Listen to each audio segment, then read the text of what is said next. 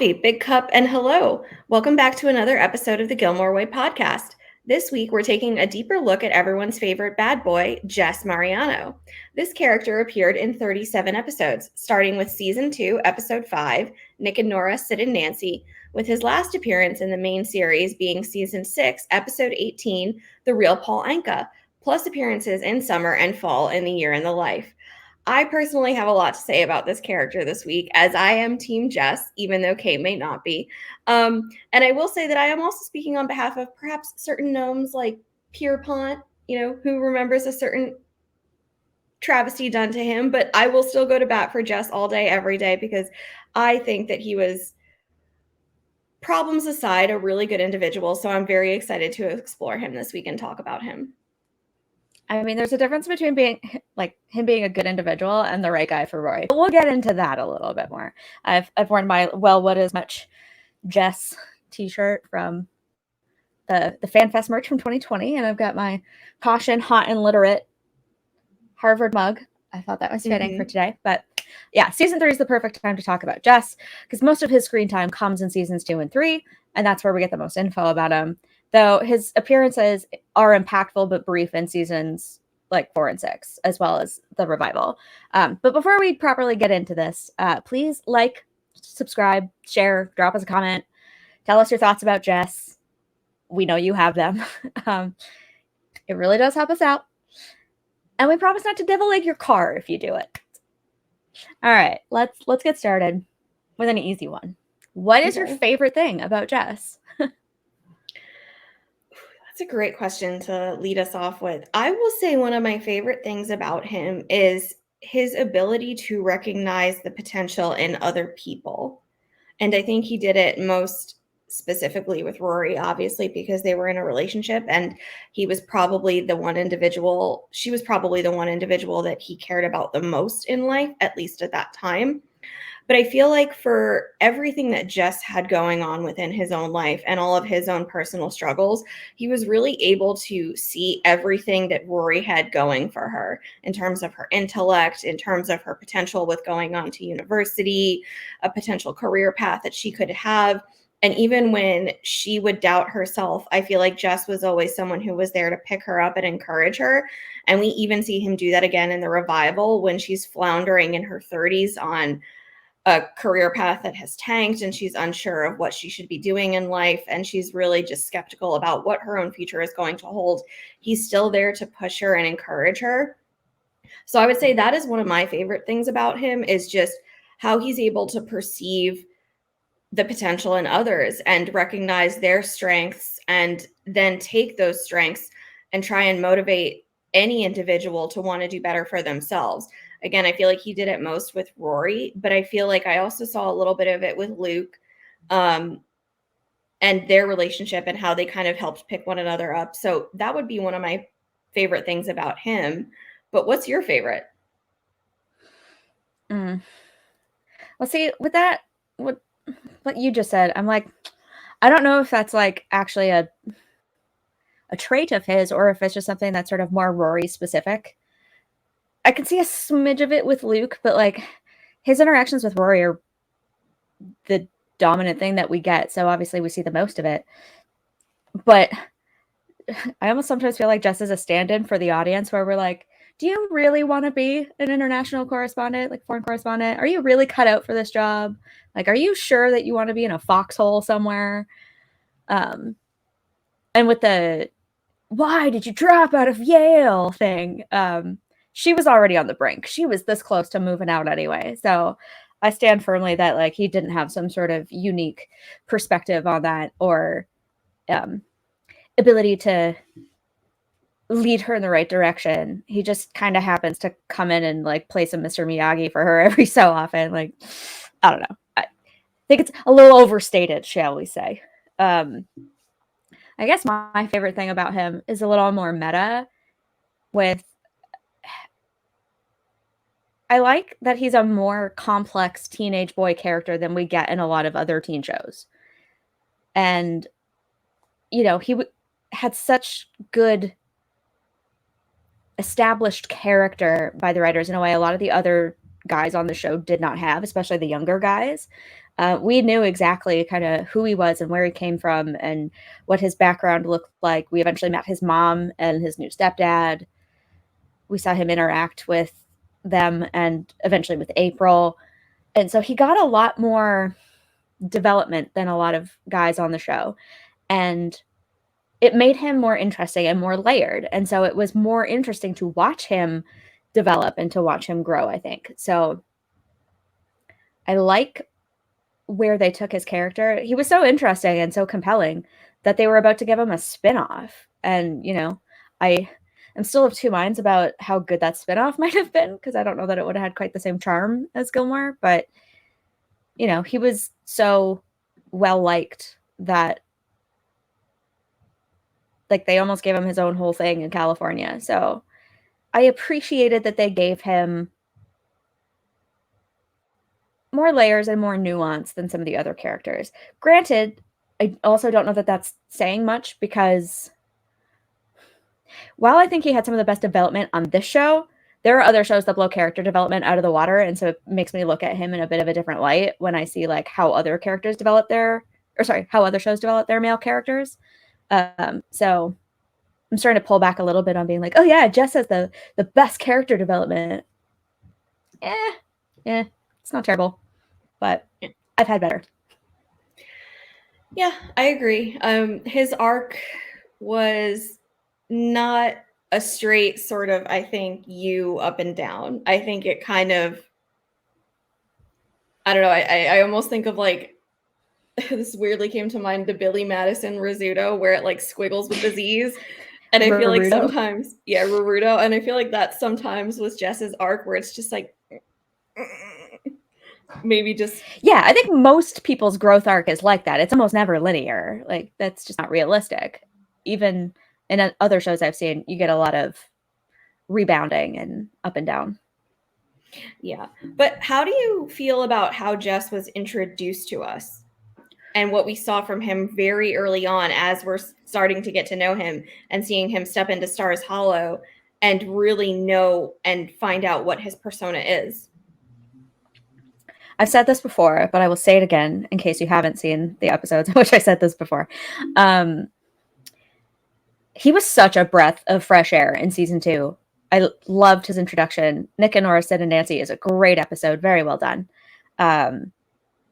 But I feel like so much of what happened at the beginning of season 2 should have happened at the end of season 1 instead. And they should have had a more firm ending for Max's character and not left the whole thing hanging over the summer. It sort of dragged out those early episodes. I was looking this up, and apparently Nick and Nora didn't actually air until almost Halloween, but it's Rory's first day back at Chilton. So like they really elongated the summer stuff, and it pushed back all of these character arcs.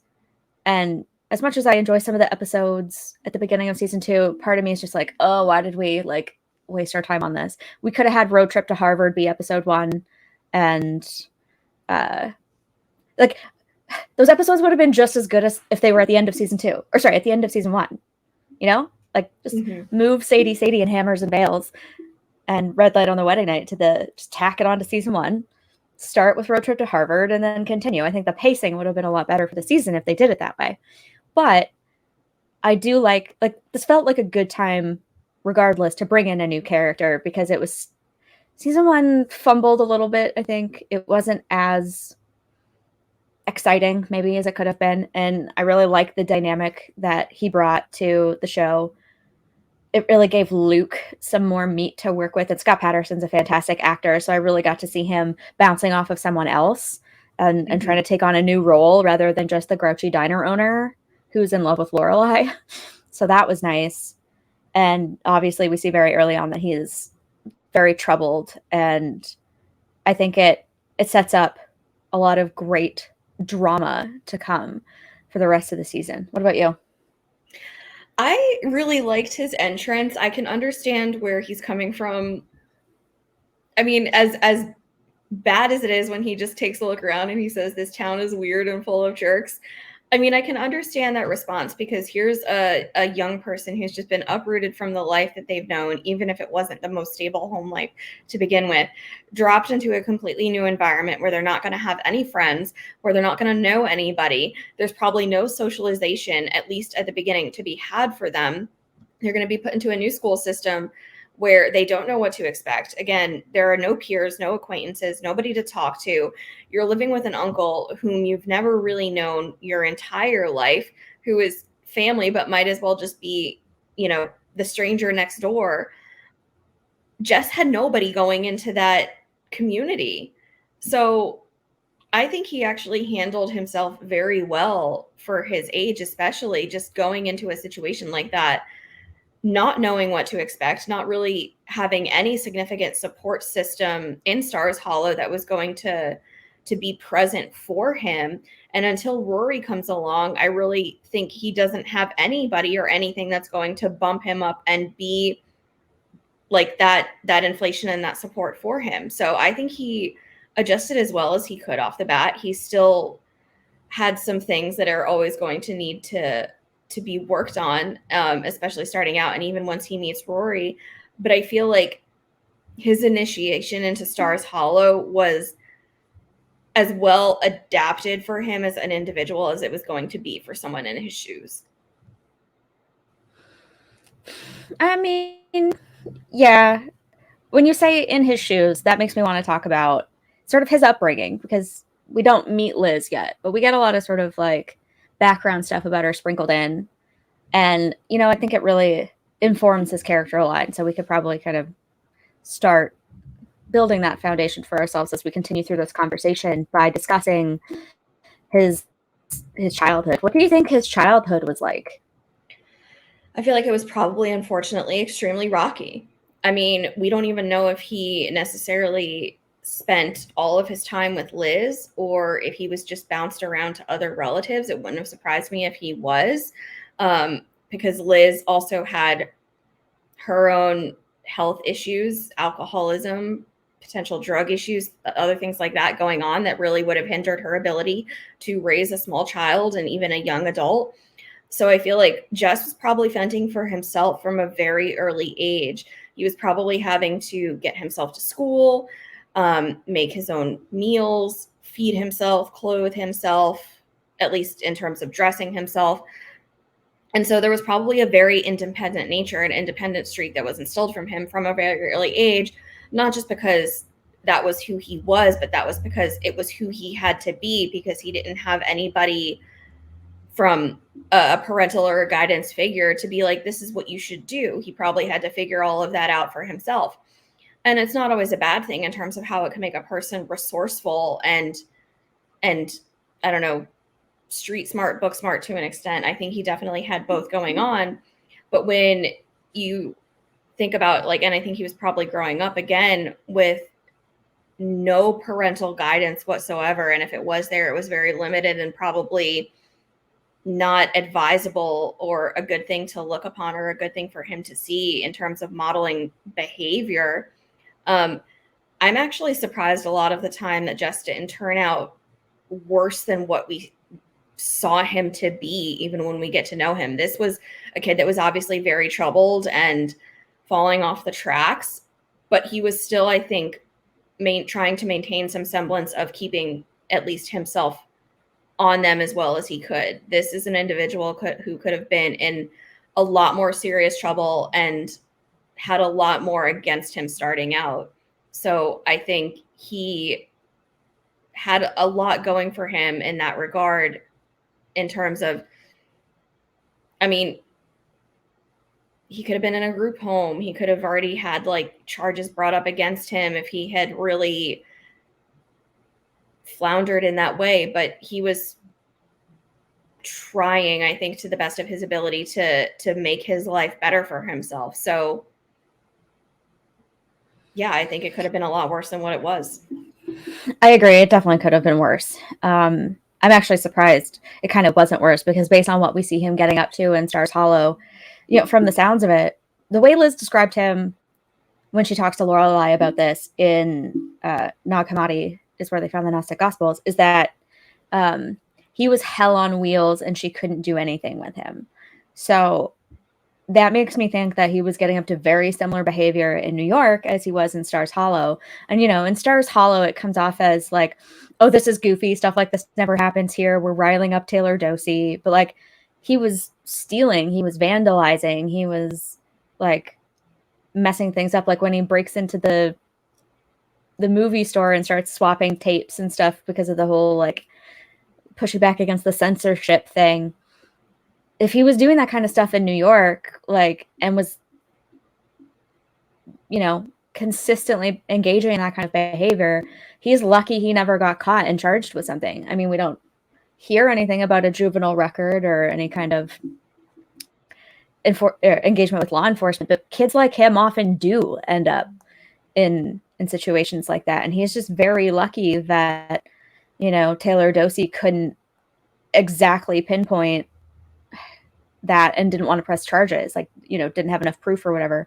Apparently he gave everything back. So it's like there's proof that he stole stuff, and yet he never faces any punishment or discipline for it. You know, Luke tries to be the stern voice of reason, the authoritarian, hey, you're going to do as I say, you're going to behave kind of guy. But Jess is just extremely lucky that Taylor didn't have, you know, one of the officers come in and hold him overnight or something. Like, I'm surprised it didn't happen to him in New York. But I've also heard some speculation oot and a boot in the fandom about him potentially having a conduct disorder, which is usually something that comes in childhood or adolescence. I don't know that you can actually diagnose adults with conduct disorders because you would give them a personality disorder, because personalities are more like stable formations of personality traits, whereas conduct disorders tend to be externalizations of other types of behavior in unstable personality types. So, you know, he probably had at least an adolescent onset of a conduct disorder, which is basically like difficulty following rules and behaving in socially acceptable ways. So it usually manifests with things like aggression, fighting, stealing, breaking rules, violating people's rights or boundaries, bravado and confidence that's actually underpinned by insecurity in some way, shape, or form, lying, truancy, running away, alcohol use. And these are all things that like we see fairly early on in like season 2 for Jess. And so he ticks a lot of the boxes for me. And the risk factors for conduct disorders in kids are unstable home environments, parents who have substance abuse problems, including alcohol. We don't know what Liz was into exactly, but drugs or alcohol, poverty, child abuse, dysfunctional parents. Again, ding, ding, ding. Some boxes are going off. Not to mention the risk factors that are like, it happens to males a lot more. Males who grow up in an urban environment, drug use of their own, history of trauma, abuse, or neglect. It's like, I could definitely see him, again, not a psychologist, take this all with a grain of salt, but he seems to fit the criteria for conduct disorder. And so that means that it's not even just sort of like a rebellious bad boy thing. Like, I think we sort of glamorize him a little bit too much as like, ooh, he's just the shiny new thing in the leather jacket, and sort of ignore the fact that his behavior is far deeper and far more troubling and psychologically damaging to him than it might appear on the surface. Yeah, I agree just based off of what you said. Again, we are not health professionals, so we are just positing something that we do not necessarily think to be truthful or accurate in any regard. But I will say that I would agree that just based on the description and the attributes that are equated to individuals who have these conduct disorders going on, it very much sounds to me like Jess likely could have and probably did. To what extent, whether it's on the low end or mild spectrum or if it's extreme, it definitely sounds like it was present and it's there. But I have to think and question, is it because he had absent parents and an absent mother, or was that something that it was just already going to be present to begin with? When do you think, I mean, it's hard to say because we don't see Jess's childhood to know when these behavioral patterns started, but was it at the age of 5? Was it at the age of 10? Was it at the age of 15? When did it come into play with him? And how many years did he have to contend with this with no help whatsoever before he goes to Luke? And Luke is probably the first individual that actually tries to show him some support and help him correct his life. My guess would be that a lot of the troubling behaviors that started to impact him probably were from his earliest days, possibly birth. Like, from the best of my calculations, Liz was like 19, I think, when she had him. Wait, no, like 18 or 19, because she's class of 84, which actually makes her older than Lorelai. So, because Rory was born in 84 when Lorelai was only like 17. So, she's a little bit older than Lorelai. And again, the timeline's a little inconsistent with it, because in Nick and Nora Sid and Nancy, Luke says something about, like, you know, the great guy she picked up at a Der Wiener Schnitzel left 2 years ago. But then when we meet Jimmy, it's like he left, you know, basically right after Jess's birth. He went out to get diapers and never came back. So if Liz was on her own in the early days and she was young and inexperienced, you know, that had to take a toll on her, and it probably didn't set her up for the most stable few years after his birth, when he was a young child trying to bond and attach to his mom. And if she was kind of impulsive or dating a lot, using drugs with partners, guys coming in and out of the house, it's possible that he had very little stability in his young years. And we don't know how he dealt with that. Maybe he read a lot, quite like Rory, but for very different reasons. Maybe school initially was a bit of a refuge for him, but then once he started really outpacing other kids, he just couldn't keep up with the monotony and the boredom anymore. And so it was no longer an outlet for him to succeed that way. And so my guess would be sort of like late childhood or early adolescence was probably when he really started getting into some of this more destructive behavior and started lashing out in criminal and abusive ways, both like to himself and others. So that would be my best guess. But again, not a psychologist and working with very limited information. Yeah. I think we've already asked this question before, talked about it, but I'll just very briefly ask about it again.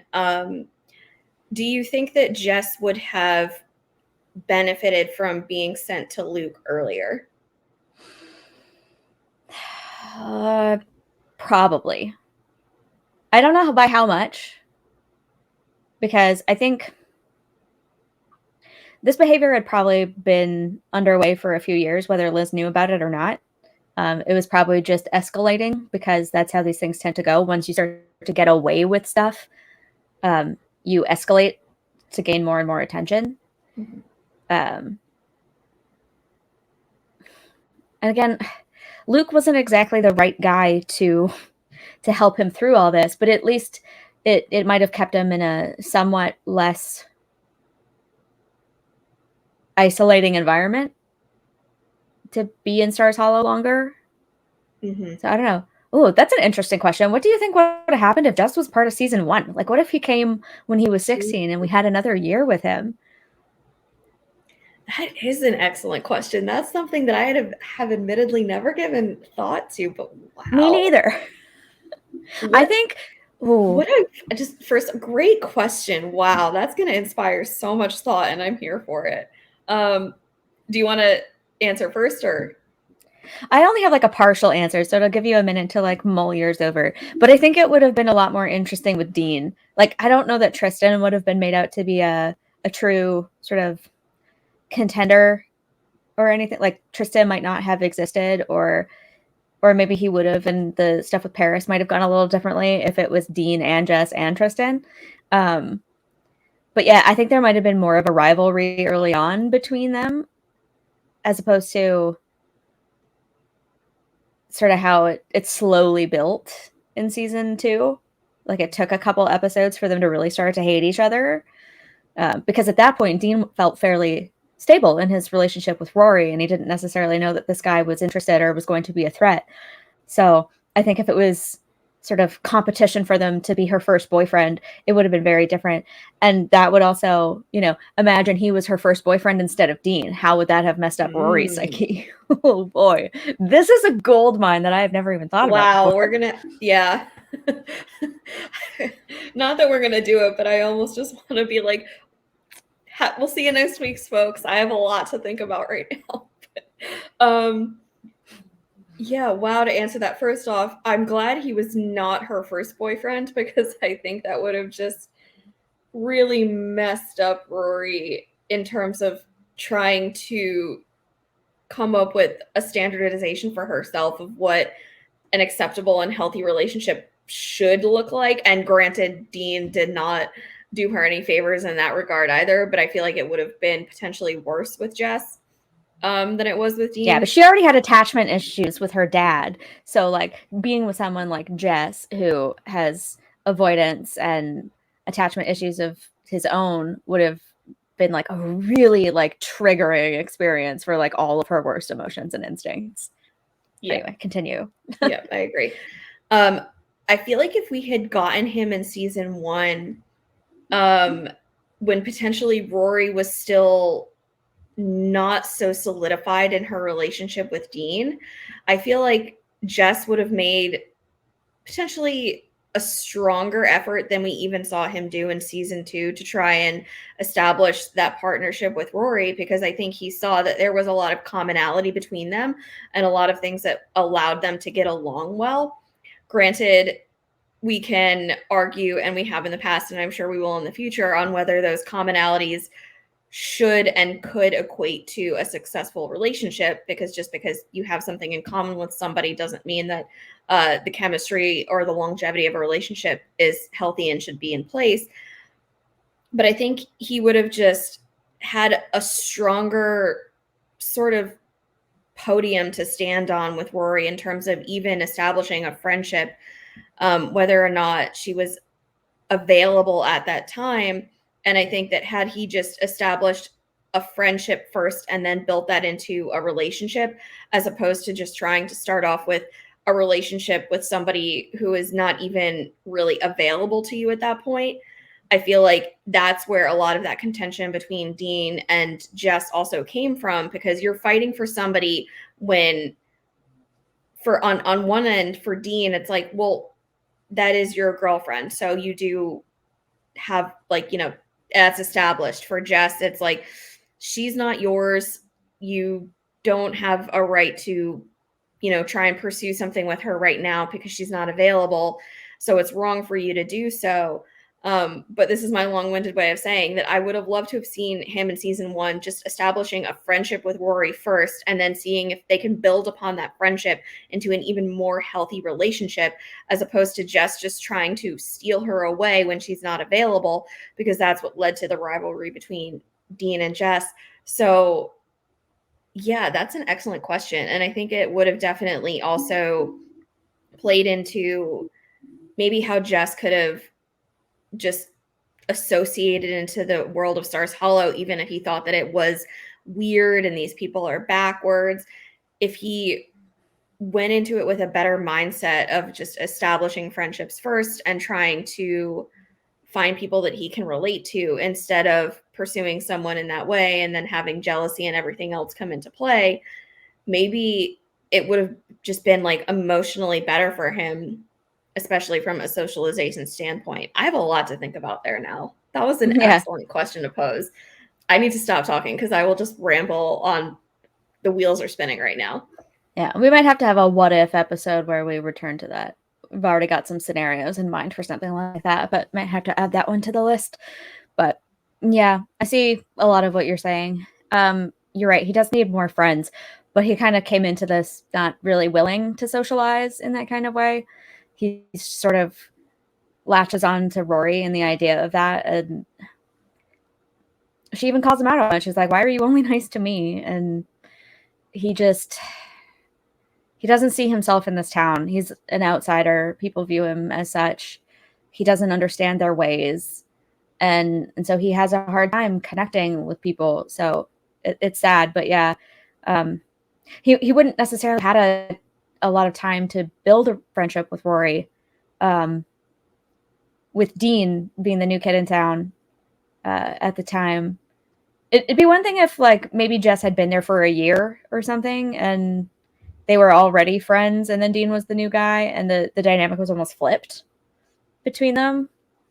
But, you know, these are just things we'll never see. But I think that like dating him first would have destabilized Rory's sense of self and her like ability to securely attach to people like going forward forever. Yeah, wow. So you're not wrong. Yeah. Dean was better in that regard. Again, not perfect. They had their communication issues and possessiveness issues. But at least Dean was like loyal and available and, you know, able to own up to his emotions and his mistakes. But that kind of makes me want to transition this to the start of his relationship with Rory, because it was kind of doomed from the start, if you think about it, because it was really built on a shaky foundation. They had very little trust because, you know, he worked to manipulate and undermine and weasel his way into her relationship. And then when he came back, she kissed him even though she was at the wedding with Dean.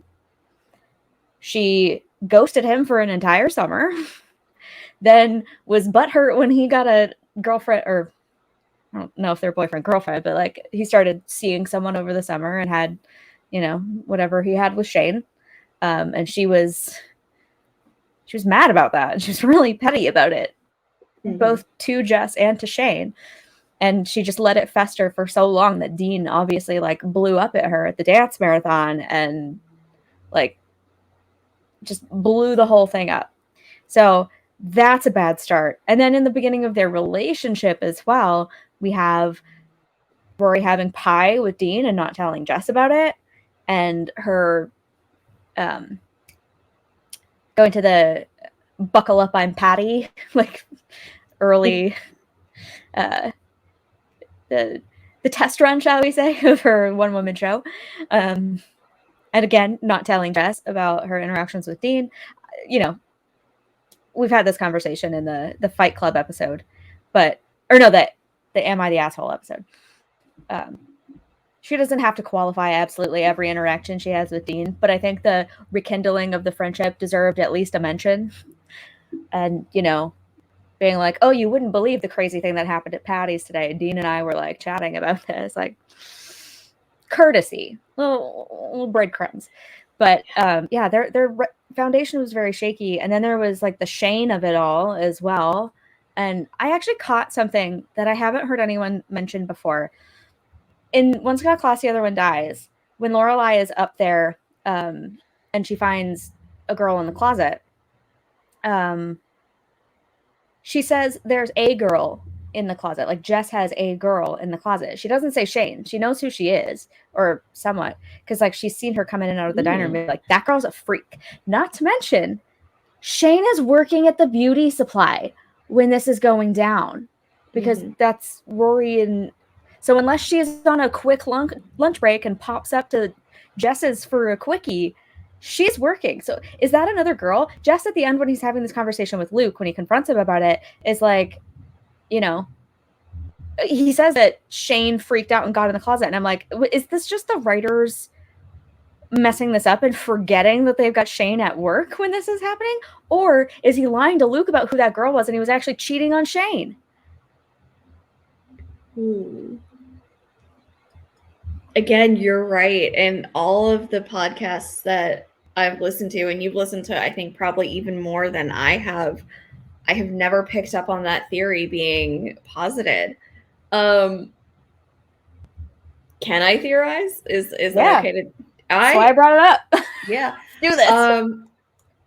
Ooh, I don't want to do it because it's gonna just leave a bad taste in my mouth with me still standing Team Jess, but I'm gonna say he was cheating on Shane.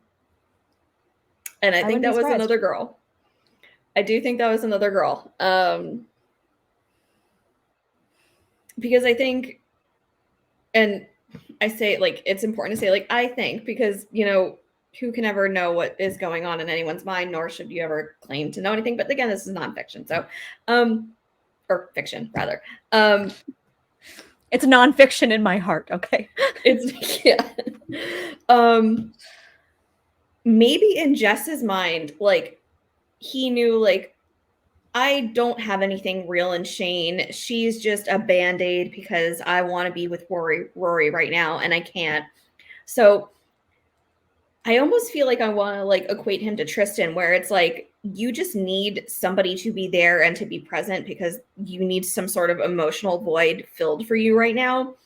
But it doesn't mean that you actively care about or love the person whatsoever.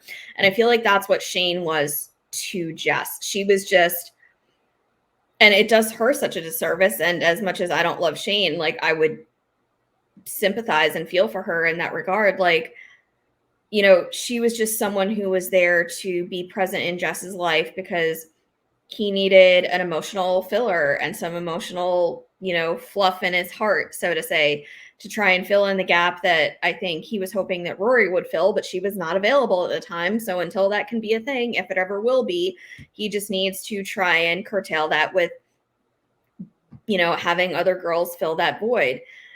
Shane was just not going to do it. So I think he would have been very easily to dismiss her and cheat and, hook up with somebody else because he doesn't have that level of emotional investment or care with her. So yeah, I'm gonna say that was not Shane upstairs, and I would say that was probably a different girl. And maybe he even told Luke like, "Oh, it's Shane," because he didn't want to have to hear from Luke like, "Hang on, isn't Shane your girlfriend? What are you doing? Are you like playing around with the women in this town? That's not okay." Because perhaps he knew that he would get judgment and critique from Luke, which he just did not want to be on the receiving end of.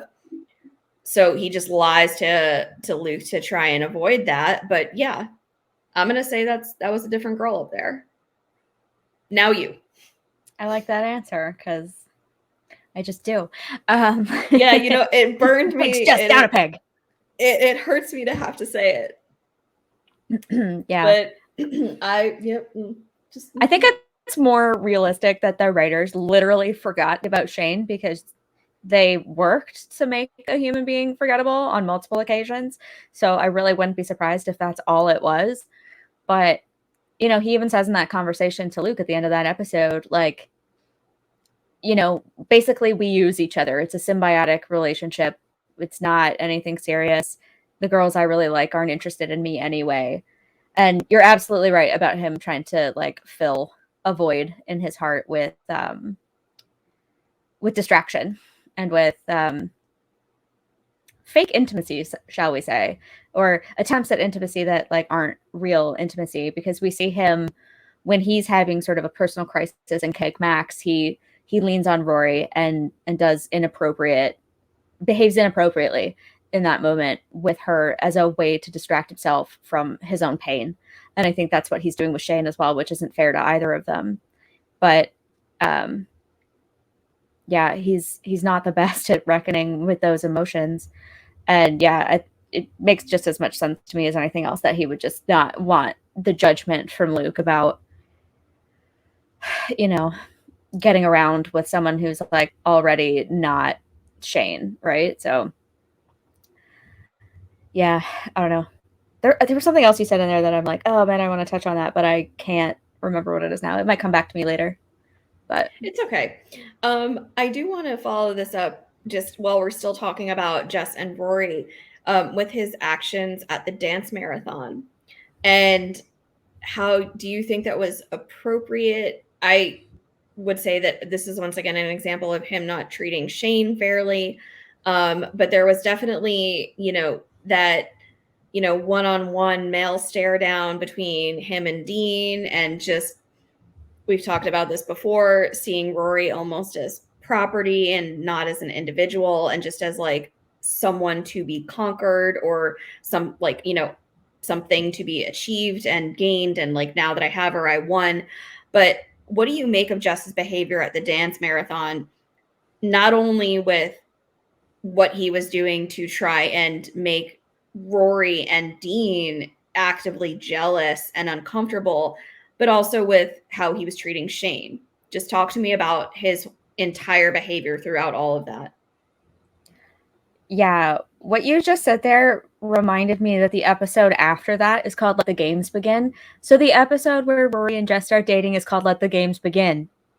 She was a game to him, and I think I remembered what I wanted to say, and it actually ties in just as well with this point as anything else. So I'll try to keep it up there and not let my Teflon brain let this one go this time. Yeah, it was inappropriate to, like, it's a town event. He's perfectly, like, he's well within his rights to be there. It's fine necessarily, but like, he really only did go to piss her off and flaunt Shane in front of her. And I don't think Shane actually cared all that much. At least the way Jess describes it in episode 4 is like, she's using me too. Like, neither of us is really invested in this. It's not like she's in love with me and I'm just using her. It just sounds like they're teens having some fun together, which is fine. She doesn't, again, we don't see anything about her reaction to this. Like, she just seems kind of annoyed that they're all yelling at each other. And it's probably embarrassing to her, which is not fair to her. Yeah, I don't love it. I mean, it's juicy to watch, but it's not fair to anyone to just show up and be there to be a jerk about it. But okay, what I was trying to remember earlier, it was like, in season 4, Jess goes back to Rory and says that he loves her. He like chases her down the street like Serpentine. Where'd you learn to run like that? and says I love you, and then runs off again. And I think that it just goes to show how immature he is and how he's not really in touch with these feelings to know what love is and what it means to be there for someone. Obviously, he cares deeply for Rory, but he mistakes their chemistry and their lust and their shared love of literature and pop culture for love. And that's not enough. That's not what that is. And so he's chasing this love with her, but it's a lot more difficult than he thinks it is. And this is just the beginning of all of the problems they have with communication and with engaging with each other appropriately. I mean, they're 17. They don't know their ass from their elbows, frankly. I didn't at that age, but I also was not the star of a television show. So, but I don't know. What do you think? Yeah. I agree. There was just a lot of really just not great, but teenage behavior. I mean, and I think when you're just throwing 3 or 4 people into the mix in the way that we saw with all of them, and a lot of those individuals are not really with the person that they truly want to be with at that point, they're going to make mistakes in terms of how they treat other people, in terms of not breaking off their relationships appropriately before they try and pursue another person. And I think that's where that's just why we had all of these hurt feelings and a lot of this blow up into their faces in the way that they did, because Rory knew for a long time that Dean was not doing it for her anymore as a partner, and that she really wanted to be with Jess. The right move, and I say this as, someone who is, in my 30s now, but I still, no one's ever going to be a professional at the dating game, no matter how old you are. It's just, you learn with age. The right thing to do would have been to communicate that to Dean, break it off, and then pursue Jess. And on Jess's side, the same thing. If you know that you want to be with Rory, don't be in a relationship with Shane. Make yourself available so that if Rory does choose to pursue you and she's no longer in a relationship with Dean, you are free to do so as well without hurting the feelings of your partner who you were just stringing along to have someone there to begin with. It was just poor decision making all around. And Dean and Shane especially Dean, are hurt the most by it because the treatment of them was just not fair. Yeah. It's not fair to either of them. It was very juvenile. Yeah, I think Rory had an issue with letting go of her relational identity as Dean's girlfriend. You know, Lorelai says it to her in Lazy Hazy Crazy Days, like, you need to stop dragging that poor boy's heart around town and, you know, make a decision. If it's Dean, fine. If it's Jess, fine. And so when she sees Jess with Shane and she's like, well, I'm not going to leave Dean for him because he's with someone else, instead of breaking up with Dean because she didn't feel it anymore, which we obviously see through the next couple of episodes, she just stays on with him. And because she's too afraid to confront her feelings and to confront him about how she's no longer really committed to this relationship in the same way. And so she just was unwilling to be single and to be available and to be vulnerable in that way for someone who was unavailable. And yeah, she dragged Dean on a lot longer than she should have. Like, we see it in One's Got Class, the Other One Dies, when she's talking to Lane and she's like, I want what you have, and like, at least you love each other. And Rory's like, yeah, so how about that purple hair dye? Like, yeah, she can't even admit it to Lane what she's feeling. So yeah, unfair to everyone involved. Yeah. But speaking of Lane, I did want to ask this anyway, so this is a really good way to transition into it. What do you make of the fact that Lorelai and Lane pretty much from the get-go actively did not like Jess? I love it. As a Team Logan stan, I am here for their dislike of Jess. Yeah. Lorelai had every right to be wary of him, especially because Rory is her daughter and there's that protective streak there. She's, you know, she says herself, she's biologically conditioned basically to care about Rory and to keep an eye on her and to look out for her and her relationships if she'll let her. And Lane is much the same. She's very protective of her best friend and she doesn't want to see her best friend hurt or mistreated. And from all evidence, Jess is a slacker and has violent tendencies. Like, by the time Rory and Jess are dating, Lane has observed probably or heard about in passing the fight with Chuck Presby in Bracebridge dinner. There was the test that Jess came in late for with only like 20 or 30 minutes left or something. And he's like, Lane, can I borrow a pencil? And she's like, just go into my bag. And he's like, my mother told me not to go into a woman's bag, at least not until I'm a couple blocks away. Like, you know, she's seen him not showing up to school, slacking off, getting into fights, making out with Shane up and down the town.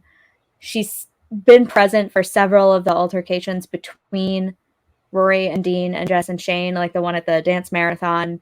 She's seen the way he treats people and she doesn't like it. And she's well within her rights, as much as Lorelai, to be concerned that Rory's letting her sort of like hormonal, youthful lustfulness get the best of her rational thinking brain. Mm-hmm. Yeah, we touched on it a little bit in our reactions to the boyfriend episode, but I think there is definitely always something to be said for when your family members are noticing red flags about a potential partner. Most of the time, those red flags are probably accurate and it's a warranted warning to the individual because, again, your family, for the most part, does honestly and genuinely care about you. So if they're seeing something dangerous or unhealthy within a partner or something that they don't like that could be a danger to you, it's right and it's good that they're noticing it and verbalizing it and communicating that dissent and what they don't like.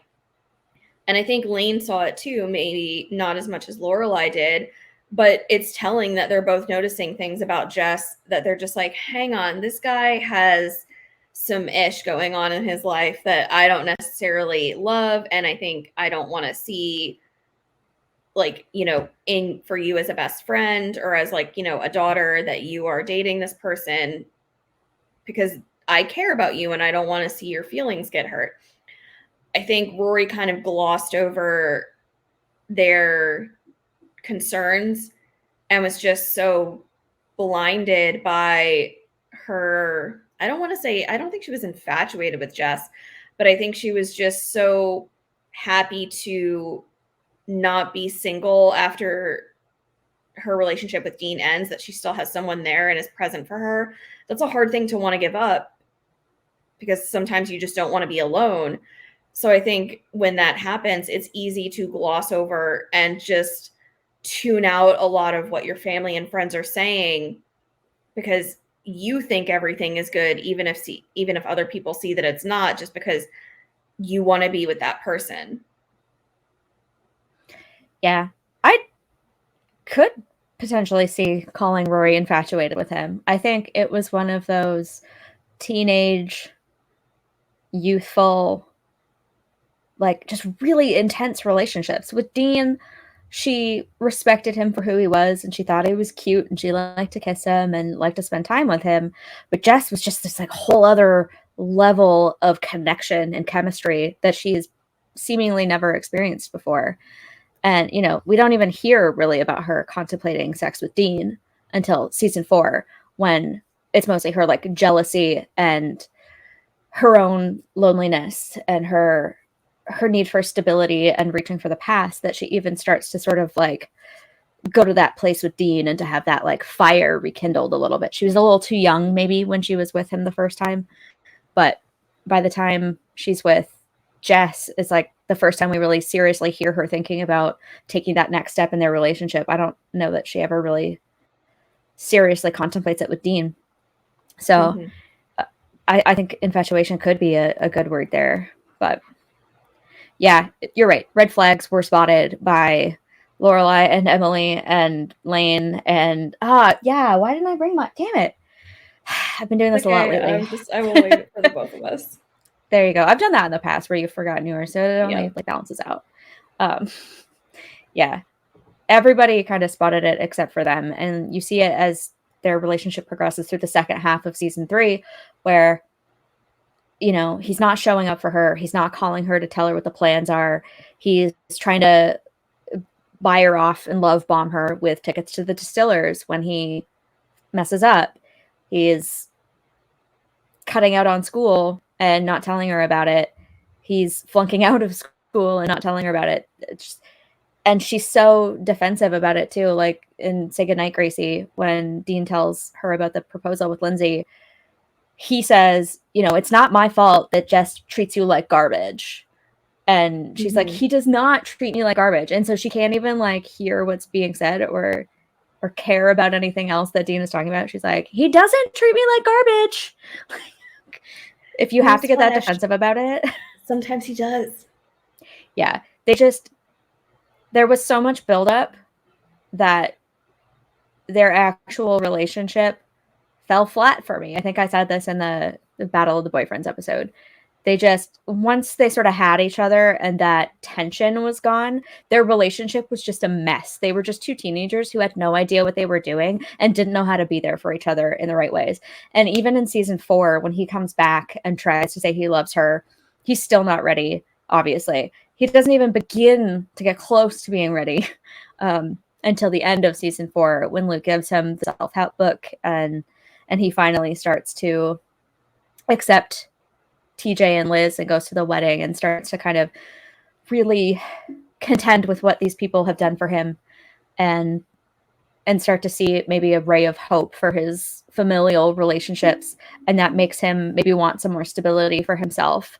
And that causes him to run to Rory and ask her, like, hey, run away with me to New York. All your stuff's already in boxes. Might as well go. Like, everyone's like talking about how he gets her back to Yale. And I'm like, yeah, but he already asked her to drop out and move to New York with him. So like he's not exactly looking out for her best interests. Everybody says he like knows her better than anyone, but anyone with eyes can see how much Rory loves school. And I think he was just coming from a place of a little bit of judgment. Like, why are you dating a rich guy who drives a Porsche? And why are you living in your grandparents' pool house? Like, why aren't you slumming it like me anymore? So, I mean, yeah, they know each other pretty well and they have a lot of similarities, but I don't know exactly that was the real like reason that she ended up back there. I think it lit a fire under her ass in a way that she needed, but it wasn't the sole determining factor. He didn't like magically fix her life with some sort of thing that only he could say to her. Logan said this to her months before, where he's like, I give you a month before you decide to go back to Yale. Like, you love school. What are you doing? But she wasn't in a place to hear it. She needed time. She needed space. She needed to make these mistakes for herself. And everyone who was in her life, she wasn't listening to them. Jess had to come in from the outside and give her her final push. And that was all it was. So if Lorelai couldn't do it, if Logan couldn't do it, why do we give Jess all kinds of credit for like one night of like, what the hell are you doing? I think it's overstated how important that was, or how unique that was in her life. And yeah. Yeah. I mean, I agree. I think that to an extent, Rory did need time to just take a step back from the burnout that she was experiencing and facing. And it could have just been that, you know, the tail end of that burnout and recovering from it was coinciding with Jess showing back up and being like, hey, you can do this. You've got this. Go back to school. This is what I know that you've always wanted. But I don't want to fully dismiss her hearing that from Jess either, because I feel like, especially from Lorelai's standpoint, it's like, oh, this is just my mother like pushing me to go back to school. Like, oh, mom, like, please just don't. Like, I just back off a little bit. And maybe even from Logan, because she was so actively involved in, you know, his life, and he was so actively involved in hers at that point, that again, it's just like, y'all are pressuring me, and I know it's coming from like a place of love and care, but like, I just need you to like leave me alone right now and like let me figure this out for myself. And maybe it was because at that point that Jess was not that active part of her life anymore, but was still just looking in from the outside and saying like, listen, I know like we're not together anymore. So this is not like even me as a partner telling you, this is just me as someone who is like, you know, I was a part of your life in the past and I still care about you now. Why not go back to school? And maybe the phrasing of it maybe felt to her more as just like a, not so much like a forceful nature of like, you need to do this and you need to get back in school, which is how I think she probably felt with Lorelai.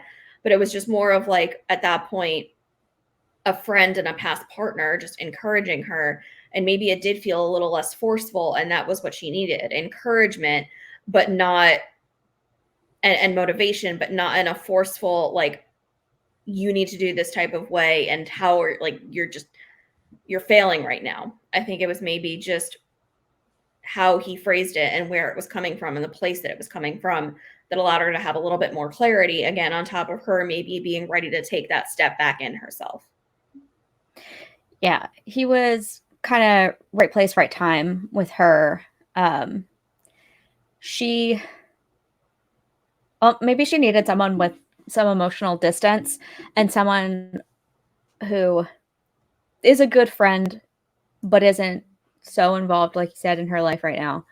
And on top of that, she sees this guy who didn't even finish high school writing a book and working at a small press, and she sees what he's made of himself. And I think that's sort of like another nail in the coffin of like, well, Paris has become the editor. My mom is engaged.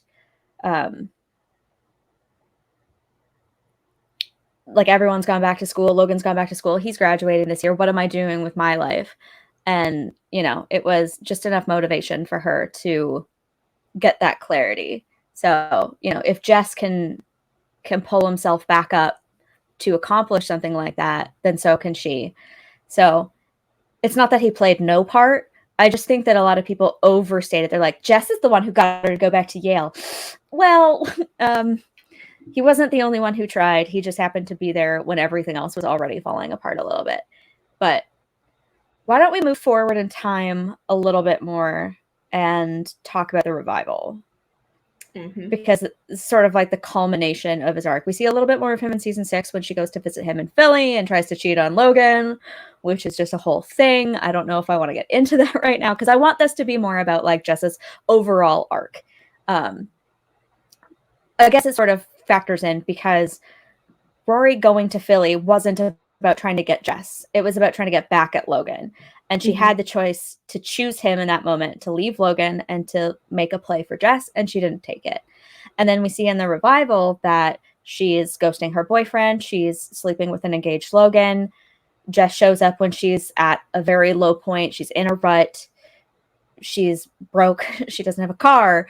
Her license is expired. She's out of underwear. Like all of these bad things, or not great things, at least if they're not actively bad, are very much getting her down. And he shows up once again at a very crucial, pivotal moment for her at Luke's invitation to help with the Liz and TJ joining a vegetable cult situation.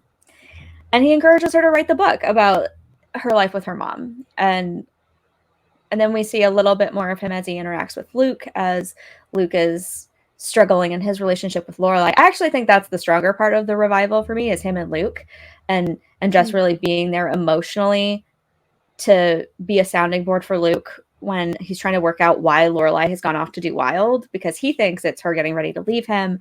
And, you know, Jess is there to help him through that a little bit and to talk it out. And I like that he doesn't give up on him, because he's sort of like, why don't we, like, Liz and TJ have been kicked out of the vegetable cult. It's fine. We're off the hook for this. But like, do you want to go grab a bite later? And he's like, yeah. And then we'll go to Liz and TJ's after. And he's like, he like physically steers him to a seat and is like, tell me what's going on. So I really appreciate that. Like, he's willing to engage and not to run away from those emotions. That is a big step forward for his growth.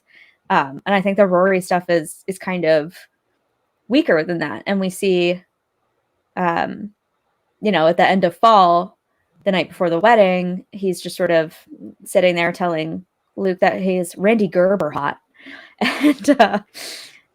And Rory tells him about the first couple chapters of the book. He decides to go crash for the night at Liz and TJ's. Luke is like, so like, what's happening here? Are you over that? And he's like, oh yeah, long over that. But then we get the longing look through the window. And a lot of people read that as, you know, Jess and Rory forever, like drawing it on their notebooks. Forever. What do you think of all that? Like, what do you think about where he ends up in the revival and his interactions with the characters? Because I think that there was a lot of missed potential there. But do you agree? What do you think? Yeah, first off, the forever just had me flashing back to middle school in the worst way. So right? Thank you. Exactly. Oh my gosh, the notebook scribbling and like you just maybe just the S symbol. I don't know if you guys ever did that there, like the Superman. Yeah. Yeah. Yeah, but wow. Okay. Yeah. Thank you for that. You know, flash to the past, or you know, whatever, blast to the past, whatever. Staying on track to answer your question, I loved what we got from Jess in the revival. I wish we would have gotten just a little bit more. But you know, he was there and he was present. I loved that he was, as bad as this may sound, I love that he was still working on himself and that he wasn't at like the fine, like, you know, oh, I've succeeded. I've made it to where I've wanted to be. And it's not that I'm just like, oh, I'm glad that Jess is still not successful or figuring stuff out. Like, I'm encouraged by the fact that he was still actively taking steps to like figure out what he wanted his life to be, that he was still working on himself. It seemed like for all of the years that he spent in his teens and his early 20s not doing any of that and just like skating by and thinking that like, you know, life will work itself out for me. I love that he kind of had a 180 and it's just like, I need to figure out what I want my life to be, not that it's just going to fall into my lap and like, the world is going to resolve itself for me and I'll be okay. I love that he just had like a lot of maturity and a lot of growth that I saw within him, where he was, now working for the publishing company, that he was pursuing writing on his own. That he was really just, I love that moment with Rory where he was just so excited to tell her, like, hey, like, I'm actually working on this now. Like, this is my baby. This is my thing that I'm doing. And just having him be proud of himself for something, when I feel like for all of the years that we saw him early on, he never had any pride in himself. He always just, I think, saw himself as like, I'm a failure. I'm a waste of life. I have nothing going for me. I will never have anything going for me. Like, I'm just going to live life and just, it'll be what it'll be. But this is the first moment where I think like I actually see some really healthy self-esteem in him. And that was just like really exciting for me. Not just seeing him, it would be for anybody, but it's like, go, like, yeah, like, just like, be proud of yourself. You're finally accomplishing something. You now have a support system who is going to be proud of you as well, who is going to encourage you. And you're taking steps to make your life better. And I think he was really starting to be in a better place mentally and emotionally, where now he could be successful and have those relationships and partnerships in life in a very healthy way, where he was never going to have that early on. But he's had that growth now that he can start achieving a lot of that, and he is. And I was just really happy to see all of that. I think this is another one of those areas where people overstate Jess a little bit at times, is saying he's a successful author, because we don't actually know that. In season 6, when he comes to Rory about the subsect, he says that they printed 500 of them and he's working to get them in indie bookstores.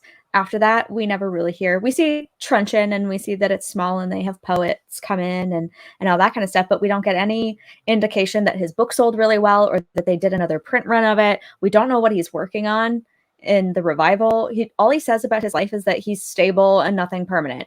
So like, maybe he has a girlfriend, but not a fiance or a wife. Maybe he has an apartment that he's renting, but hasn't bought property. It could mean any number of things that he is stable, right? If you ask me, I'm assuming he's still working at the publishing house, because that's kind of the dream job for a guy like him. He probably is writing, like, I wouldn't be surprised, but we don't know that he's written any other full books. We don't know that they've sold. We don't know what his financial situation looks like. We're really just reading all of this stuff in, like, from a vacuum. There's nothing there. There's no evidence of any of this. And so when people are like, well, he's successful and Rory's not, I'm like, how do we know that? Like, just because we know Rory's falling apart, like, he might be better off than her, but that doesn't mean that like he's ready to step up and be a stepfather to some other guy's kid.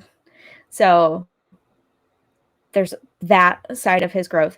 But you're right. Like, in a lot of ways, he has taken a lot more pride in himself, developed some pure confidence and self-esteem that, isn't tied to his relationship with Rory.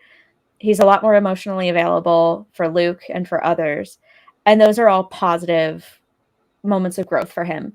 And what bugs me the most about the show, and again, this probably has to do with meta reasons, because they wanted to do the spinoff. It didn't happen. He went on to do other things. He was in some Rocky movies in the mid 2000s. And then he was in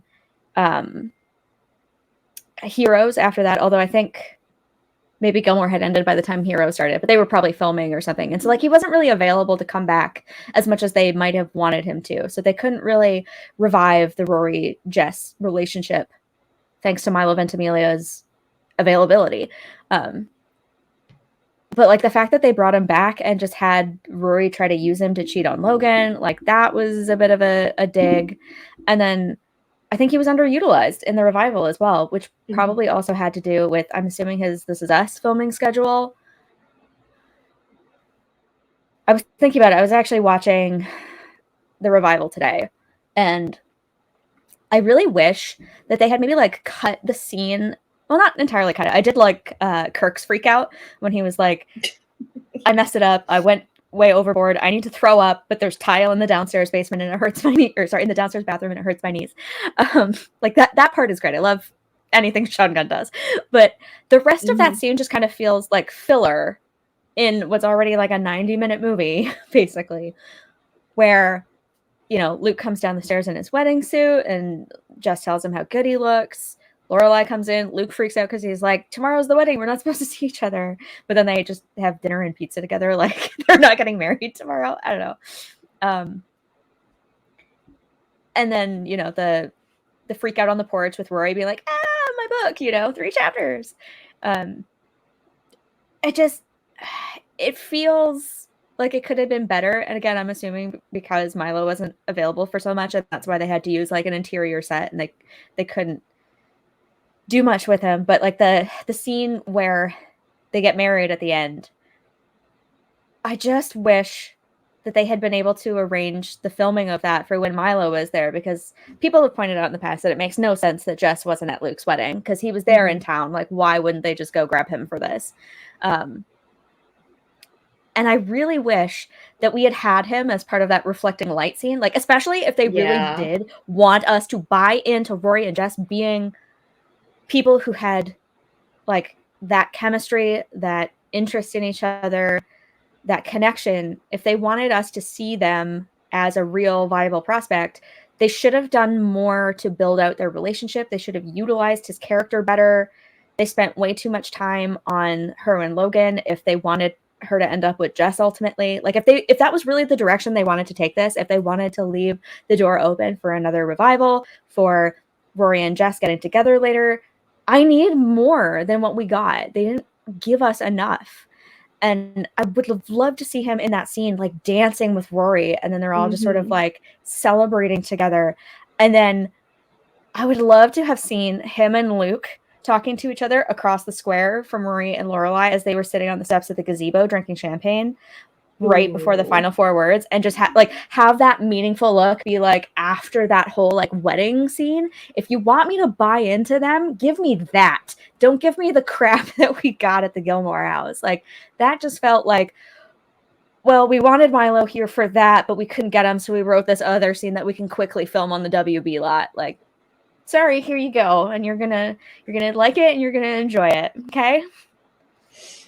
Yeah. Wow. Filming schedules aside, can we hire you to write Revival 2.0? Because please give me all of that.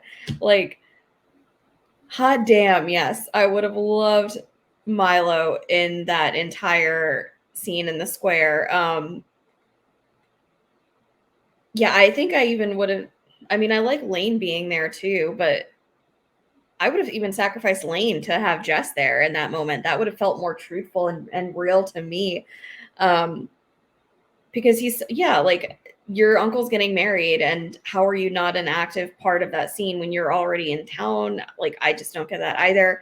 But I love your thought of having them as, like, you know, the guys talking at the other end of the square while those final 4 words are happening. That is fantastic. And I've never considered that either, but that would have been a really good contrast to them. And I think even if you had filmed it where you don't know what Luke and Jess are saying, but you can just see them talking and film it in a way that you know that they're speaking on our Gilmore women, and just maybe even speculating on the future because like looks are being exchanged, I would have taken all of it. Yeah. I'm assuming the reason that he wasn't there was filming schedules. But it's like, move some shit around, guys. Like, was it really that impossible? I don't know. I think the priorities were all kind of off in the Revival in terms of storylines. It felt very cobbled together from like, these are the actors we can actually get, and this is how long we have them for. And I think there could have been so much more opportunity to bring in other people and other storylines and cameos and other things. Although, frankly, like, that being said, all the criticisms I have about the underutilization of Jess in the Revival, I still think he was one of the best characters of the Revival, because he was the only one who like seems to have his head screwed on straight. Like, Paris is melting down. Lane is kind of apathetic and just enabling Rory through all of this. Rory's falling apart. Lorelai is not communicating properly with Emily or with Luke, and she has to like go do wild to get her head screwed on straight. Like everyone is in this place of transition, and Jess is the only one who feels like he's stable and has his head above water. And I respect him for that, because it does show growth and progression for him in a way that a lot of our other characters don't get. A couple weeks ago in our masculinity episode, I went off on Ted Lasso for like 10-15 minutes. I don't know what that was. Like, Ted Lasso is from like one of the best shows I've ever seen. Granted, my cultural lexicon really needs some work, so I haven't seen everything. I'm sure there are other shows out there that do it just as well. But like, for me, it's the pinnacle of character growth. And when you see characters like the ones in Ted Lasso and the journeys they go on in a short span of time over just 3 short seasons, like, the way that we do streaming television now is obviously a lot more condensed. It's a lot more purposeful. There's not as much filler in the seasons. It's very structured. But the way that they were able to get all of these growth arcs for all of these characters crammed into 3 seasons, and to do this like beautiful arc that has so many like parallels and callbacks and important markers of change and progression. Like, when you see something like that, you're like, that is how it's done. And when I take that and I look at Jess, I'm like, all of the best of you happened off screen.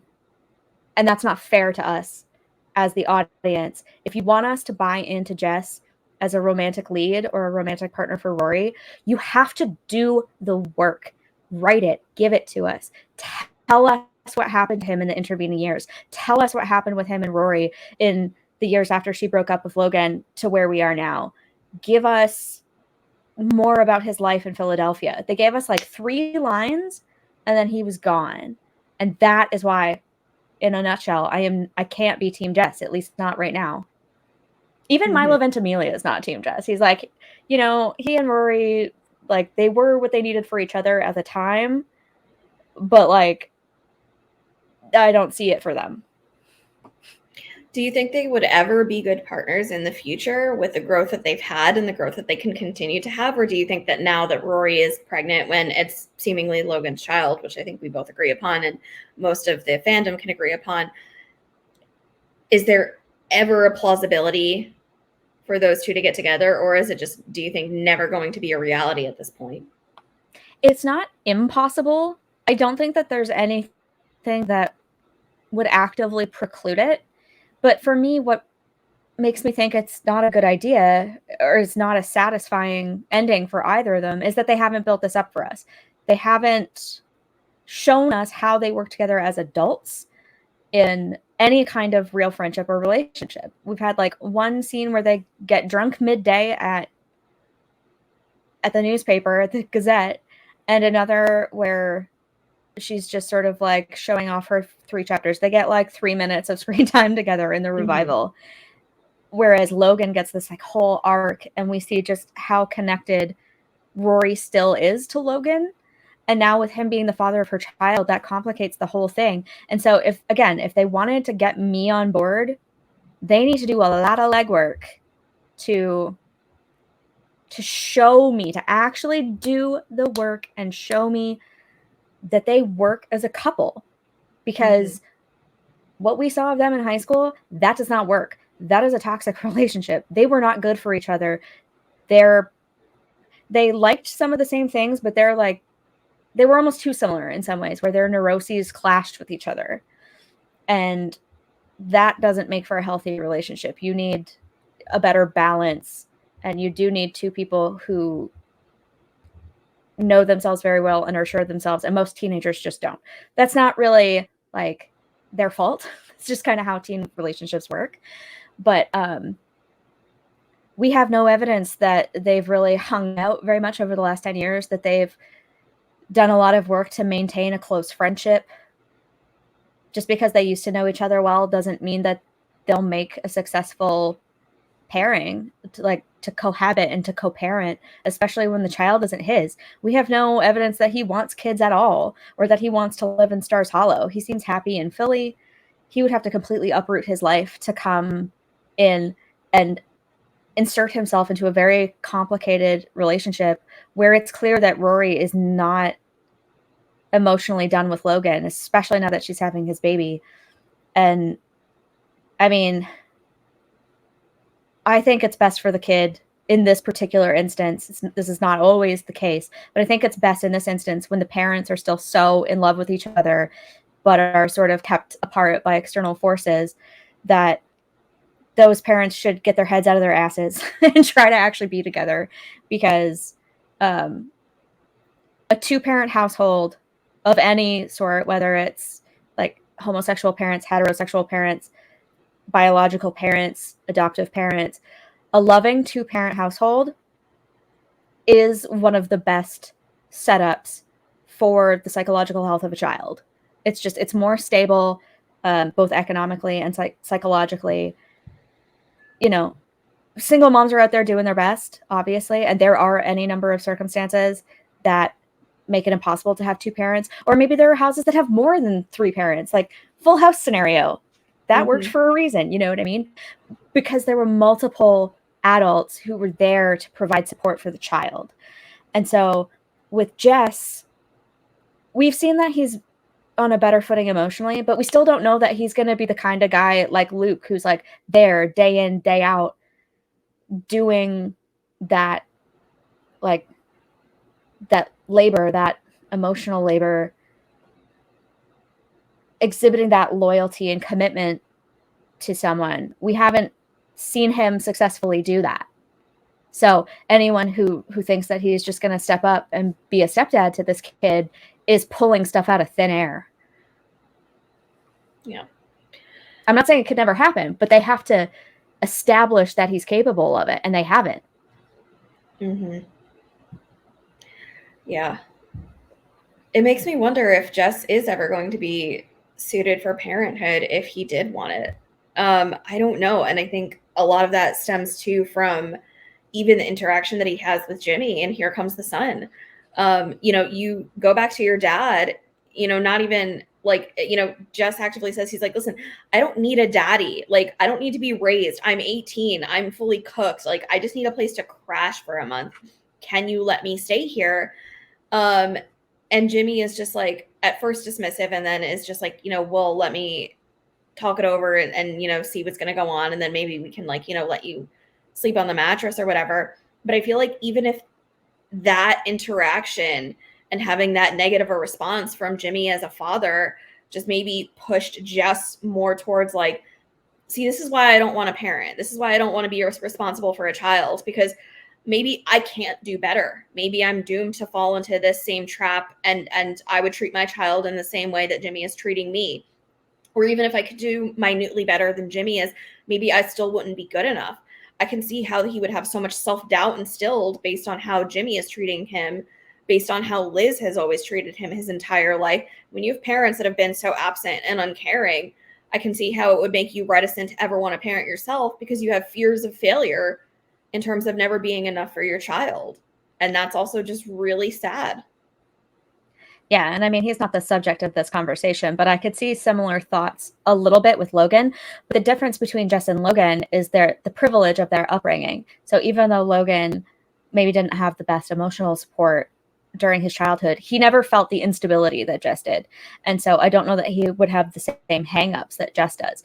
And we talked about this in our Rory and Lorelai are different episode, but like Jess just is not Luke. He does not have that sort of like inner stability and fortitude that Luke does to be the guy who like never changes. Basically, he's too dynamic. He's too adventurous and rebellious to necessarily want to shackle himself with anything. I think borderline stability in his life, or like baseline rather stability, is like, I don't know that it's fair to say that's all he's capable of, but I think that's maybe where he's most comfortable, where it's like, I feel confident and content and safe and secure in what I'm doing, and I'm intellectually challenged, and I like the community in Philadelphia in the sense of like, it's big, but it's not too big. It's not, Stars Hollow where everybody's all up in your business all the time. Like, I think it's a good place for him and a good balance in his life. And if he wants to eventually share that with someone, great. But you're right, he might not be the kind who's ever wanted to take on parenting, and I've said this before and I will say it again and I will shout it from the rooftops, parenting should be an affirmative choice. You should want kids. You should be ready for kids. You shouldn't be forced to have a child that you don't want. You shouldn't feel that you have to go through with a pregnancy that when you don't feel like you're in a position to be a good parent, to be a stable parent, because you're bringing a whole ass life into the world and you are responsible for that life as long as necessary. And it's a huge, huge undertaking. I'm 33 and I'm still not sure if I'm ready for it. Nonetheless, like, you know, Lorelai at 16 or Christopher at 16 or Rory at 32, you know, it's a huge thing and it should be actively chosen, not just like, well, there's a kid here, got to deal with it. Like, and so I think Jess should be allowed to opt out from it if he doesn't want to do it or doesn't gain joy from it. So yeah, he'd have to actively choose to, he'd have to actively choose to be a stepfather. Like that would be a very deliberate choice. And if he's not in a place for that himself, then he's not going to show up for Rory in the same way. Like, because by the time Luke showed up for Lorelai, Rory was already like 11 and didn't really need like constant supervision. You know, it's a very different story to hop in when a kid is like young and be like, I'm going to be here for you through this. Yeah. Ugh, I don't want to envision Jess saying it in that tone, but I can also just kind of see it. But yeah, you make an excellent point. The age of the child would greatly factor in whether you're assuming responsibility for like a 10 or a 12-year-old versus like a newborn or an infant. And I would be in agreement with that statement that Jess is probably still actively doing so much work on himself to better himself in his life that he probably isn't ready to step into that role, even if he felt like he could and he wanted to. Just because you can doesn't mean that you should. Yeah. So that's where I think it would be nice to envision like a fanfic world where they end up together and they're raising this child together. But where they're both at, Jess and Rory, in their life at this point, I still think that there's a lot of stuff that they have to work on within themselves and within their own lives before that could or should ever be a reality. So I agree. And you would always have to factor in Logan as the biological father because he does have a right and a say as well. So yeah, I agree there. It's a whole different situation with Luke and Lorelai. They took years to work on stuff themselves. It took them 4 years to like really admit to themselves that they like each other and to even give dating a try. You know, they broke up when Luke felt betrayed by Lorelai in season 5. The engagement eventually fell apart and they got back together, but put off marrying for years and having kids for years. It took them until they were like 48 to get it together. And so, you know, if Rory did the same thing, then, you know, then biological kids with Jess might be out of the picture. And, you know, it's just a whole different scenario. Rory is now closer to, well, she's older than us. Right now, as of 2023, she would be like 37.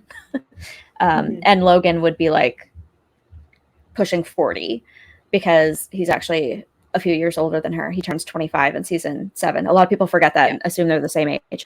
I think even I've slipped up once and accidentally referred to them as the same age when they're not.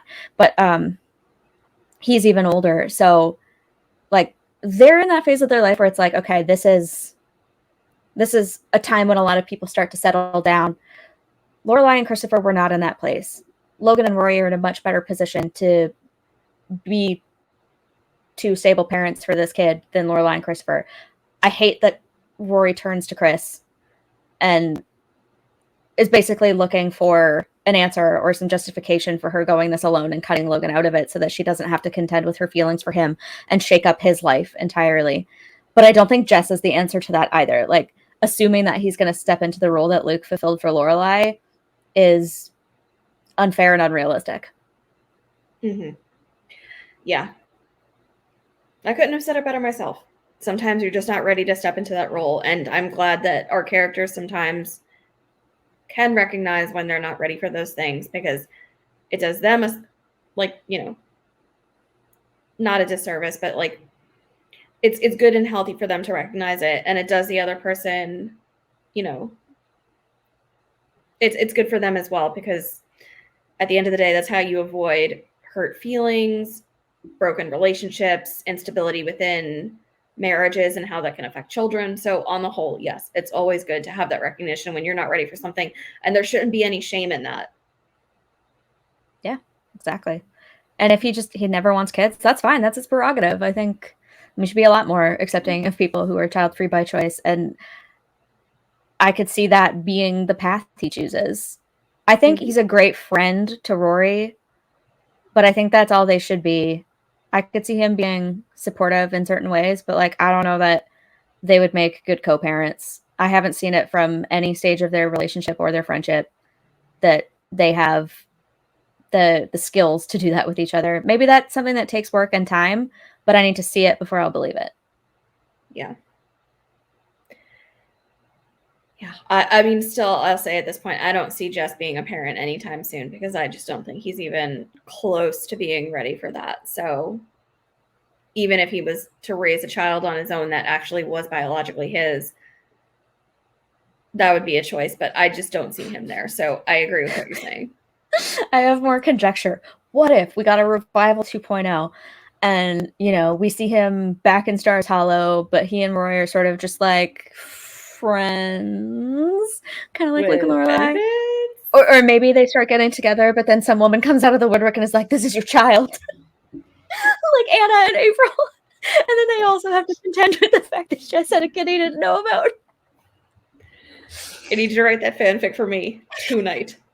My brain's on fire with the creativity today. The ADHD is like running at a peak, and so it makes it really bad to like hold on to thoughts and to do things that are productive. But the creativity is flowing, so that's something. I would read that all day, every day. I almost just want to like go make a bowl of popcorn right now and just be like, bring it. Yeah. Let me hear it. I got to go like do some more creative work, because I feel like this is an opportunity for me to do things that my brain doesn't normally get to do. That's fair. Well, we've talked about Jess with a lot of our characters on the show. Is there anyone that he's interacted with on the show that we haven't really touched on that you would like to give some lip service to? Okay, I want to make a more of like an interesting statement, and then I'm going to ask you a question about another character.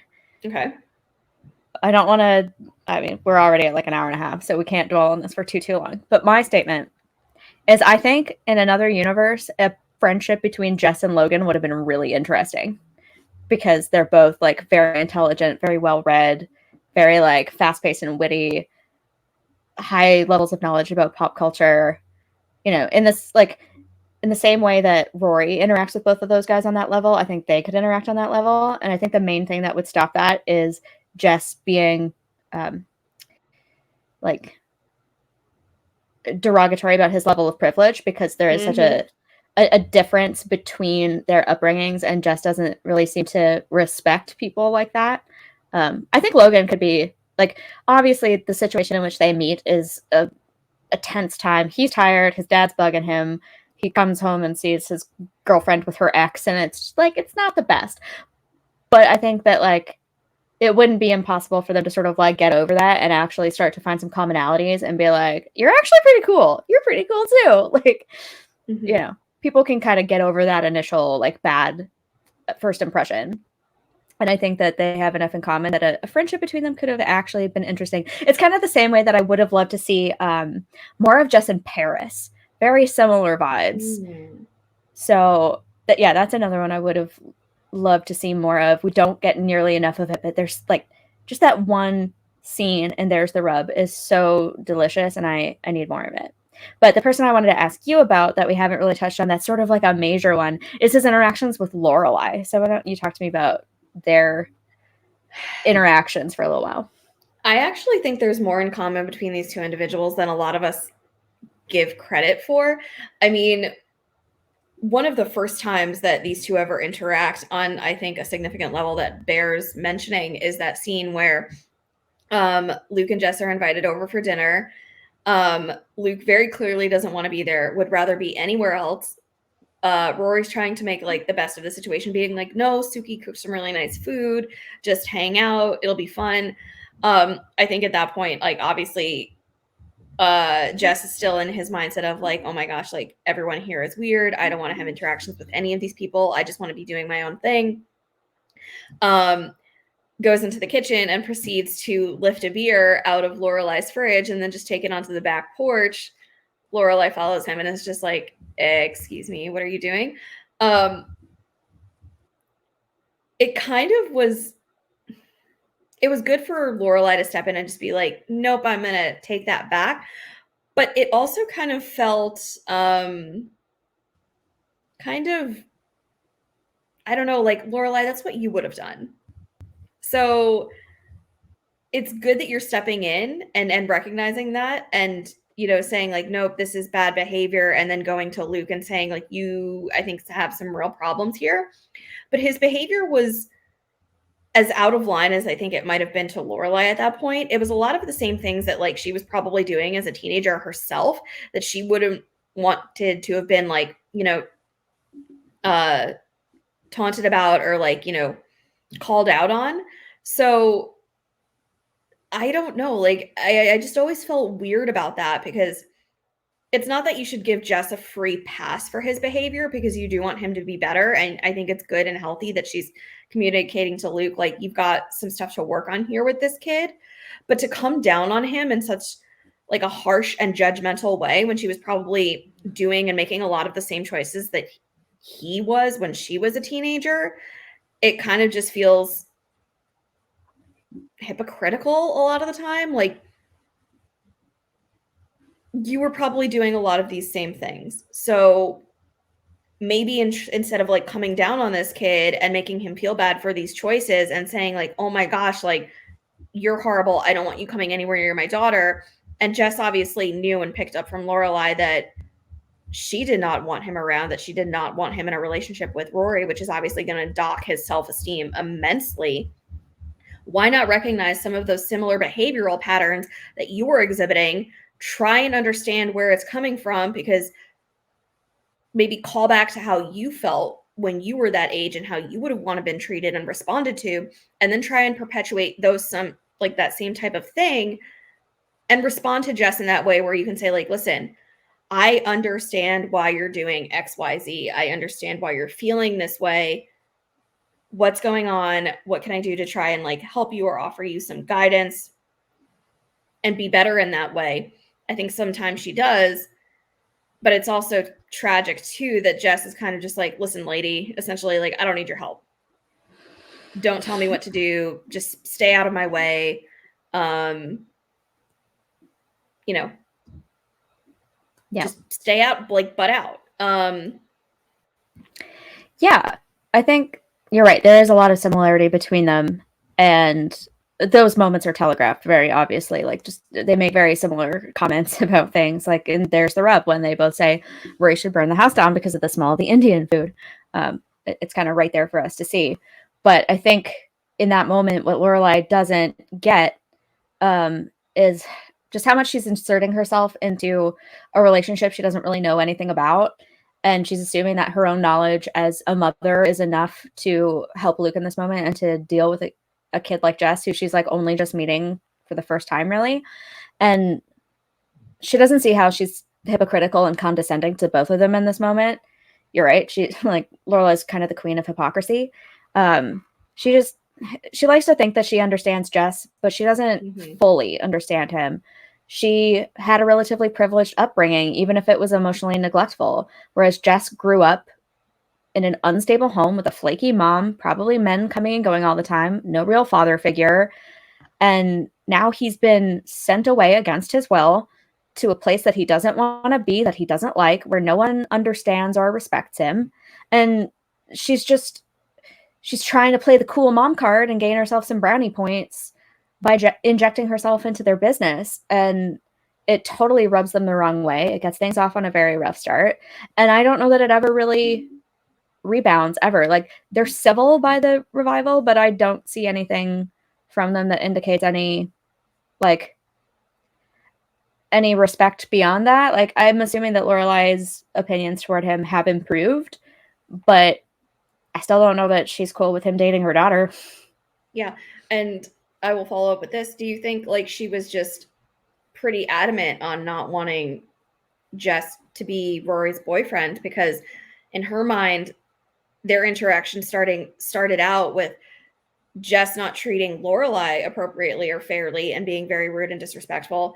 So then Lorelai is instantly going to think, if you can't treat me well, how can I expect you to treat my daughter well? So I don't want you coming anywhere near her. That if that behavior is being telegraphed to me, that's not someone that I want my daughter dating. So how is your behavior going to be any different? If you can't be fair to me and treat me with respect, you're not going to treat Rory with respect. Do you think that was maybe her mindset as well, and why she didn't want them as partners for one another? Yeah, I think you hit the nail on the head. That's absolutely probably exactly where her brain was going, because you're right. Like, Rory points out, Jess is only nice to her. He disrespects everybody and everything else. Rory likes to see the best in him because she is getting the best of him, even if it's still not great, right? Like, he's still a very troubled kid who doesn't have a ton to give to her.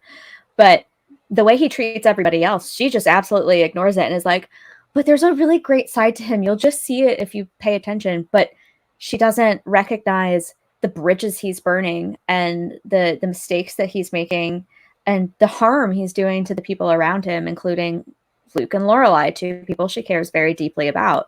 He's just very disrespectful of not only other people in general, but her other relationships specifically. He doesn't respect Dean. He doesn't respect Lorelai. He doesn't respect Lane. Like, barely respects Lane. And Luke, just this guy who's trying to do nothing but keep him on a good path and to provide for him and to be there for him. And he just treats him like garbage most of the time, lies to him. Rory just can't see it because she's so wrapped up in the emotion of it. And Lorelai wants to be sure that Rory doesn't have influences like that, because if he's willing to disrespect his own uncle and everyone in town, how's it ultimately going to turn out for Rory? And we see how it ultimately turns out for Rory at the end of season 3. Yeah. Well, I know you're probably glad that that ended. I am as well. Like, I'll say I'm glad the relationship ended at the time that it did, because for the ages that they were when that relationship was falling apart and not being a thing anymore, Rory did need to move on. I think it was good that she was able to enter into her college experience, not having the weight of Jess as a boyfriend at that time and all of the baggage that was coming with that, because I think that really would have hindered, especially her freshman year experience, and her ability to interact and establish new friendships, and the relationships that she had, and the eventual relationship with Logan. But I'm still not off fully. I will say you're making very convincing arguments these days. I will give you that, but I am still not fully off of the Team Jess train yet. Yeah, I mean, and for all of the criticisms I have for Jess, I really like his character. I think he is one of the stronger character arcs on the show. So many other characters are unwilling to do the work to look at themselves in the same way that Jess is. And even if his is incomplete or not as strong as other characters I've seen on other shows, that doesn't make him an uninteresting character. I find him to be quite entertaining to watch. Milo Ventimiglia knocked it out of the park. His chemistry with Alexis was top notch. I mean, they were dating in real life, so that's not anything surprising to anyone. And, I don't hate him. And I might be persuaded in the future to go more toward a Jess camp if they just do a better job with his character, his characterization on the whole. So I think that we'll just keep trying to chip away at your Team Jess, and we'll get there someday because I'm making progress. But I think what gets me is just how much the fandom overstates these things. They're like, oh, he's so great, he's so mature. And I'm like, show it to me. Like, you're reading a lot into this from a very small amount of interaction. And I think a lot of it might come down to projection on the part of the audience, being like, Jess is the kind of guy I would pick at the end of the day, because I don't want someone who's engaged and arrogant and entitled. And, you know, Paul seems boring and Dean is married. Like me personally, yeah, Jess is absolutely my type. Bookish, and he works for a publisher. Like, I'm a professional bookworm too. We would have a lot to talk about on that front. Very handsome. And if his interactions with Luke are anything to go by, and he treats his partners with similar respect and loyalty, then yeah, he could be potentially a great boyfriend in the right relationship. And so, yeah, I probably would not mind dating adult Jess if I wasn't, you know, already in a relationship. And with Logan, it's just so much more complicated. I don't know how I would deal with a guy like Logan. He's maybe not exactly my type, but he works incredibly well with Rory, and they have a lot in common, more than she has in common with Jess, because they both come from the same world of privilege and they have more similar backgrounds than she does with Jess. So I just want to push back against some of those ideas about him being sort of like, you know, the ultimate best guy, and add some nuance to the conversation, because I think it gets a little bit blown out of proportion by people filling in gaps from very small things and extrapolating that out. Yeah. I think that's very well said. Was there anyone else on the show that you wanted to talk about with Jess, or should we start winding us down? I think we got to wrap this one up. We can always talk about Jess and other people some other time, I'm sure. Okay. There's space in the schedule in like season 6 and 7. Yeah, that's fair. Months and months and months from now, in case anyone needs context for that. But as always, thank you for being here. We hope you enjoyed this conversation on Jess. If you have thoughts on him and you agree or you disagree with anything that we've said, feel free to drop us a comment and tell us where you stand. If you're a Team Jess fan or not, and you got thoughts, we'd love to hear them. We're always eager to see what the fandom has to say. But other than that, what is coming up next for us on the Gilmore Way? Next week, we're starting into season 4, and we've got Rory moving off to Yale. So we're going to talk about university experiences. We're going to talk about Rory's Yale days, and, you know, I'll probably end up talking about my own university experiences because that's how I roll. I'm a huge nerd. No idea. Had no idea. Yeah. You didn't know that, did you? No, not at all. New information. Yeah. So tune in. Something new about you every day. Yeah. Tune in for us talking about the Yaleys and Rory's time there, the last 3 seasons, basically. Yep. That'll be a good one. As always, we have numerous things to say, so please come back and join us for that. If in the meantime you need any more GG content, please go watch some of our old videos. We're always grateful for that support. We'd always love to hear your thoughts on some of those videos. Well, we say this every week because it continues to get closer. The Firelight event in Algonquin, Maine this fall is coming. If you have not bought a ticket to that or you want to know more about it, please check out our video description below. We'll have a link there where you can look up what the event is about, purchase a day pass or a weekend pass, depending on when you're able to come. But please consider doing that if you love the GG universe as much as we do. And as always, on the whole, I'm sorry. We're almost like a month out now. We're leaving in like a month, which is wild. So I'm very excited. Make sure you come on Sunday, or you stay if you're coming for the weekend, because we will be running Gilmore's Against Humanity, which is going to be like a mashup of Cards Against Humanity and What Do You Meme, but it's all Gilmore themed. So brace yourselves, because it's coming along and it's shaping up to be a lot of fun. Yeah. Please come join us for that. We would love to see you there and just meet new people within the fandom, make new friends. It's going to be a really wonderful weekend. Again, link in the description below. And as always, please just remember to do all of those YouTube things for us. Please like this video, subscribe to our channel. It's one click and it really does help us out. And we're always so grateful for the support. That being said, enjoy your Friday night dinner and your weekend. And we will see you next Friday night. Next Friday. Take care, everyone. Bye. Bye.